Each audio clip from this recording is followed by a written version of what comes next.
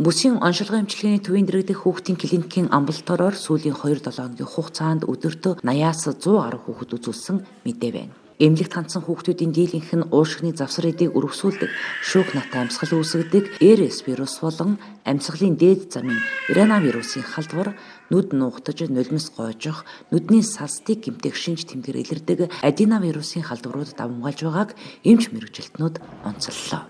Харин улирлын том уу нийт өвчлөлийн 20-30%-ийг эзэлж байна гэлээ.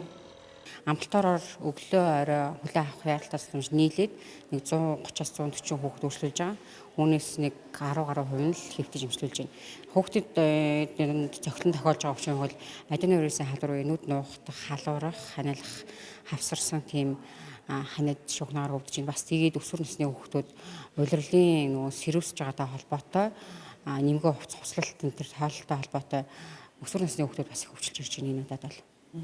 Хүндэрч байгаа ер нь зүйл байна уу? Хүндрэлүүд байна. Тэр хүүхдүүд нь бол 0-оос 2 нас ч юм уу, 0-оос 1 насны хүүхдүүд хүндрэл нь 2-оос 4 нас хүндэрж байгаа хүүхдүүд бол тохиолдлууд байна. Тасагт. Бүсийн оншилгын эмчилгээний төвийн дэргэдэх хүүхдийн клиник ачаалал ихтэй байгаа хэдий ч ор эм тарианы хүрэлцээ хангамж сайн байна.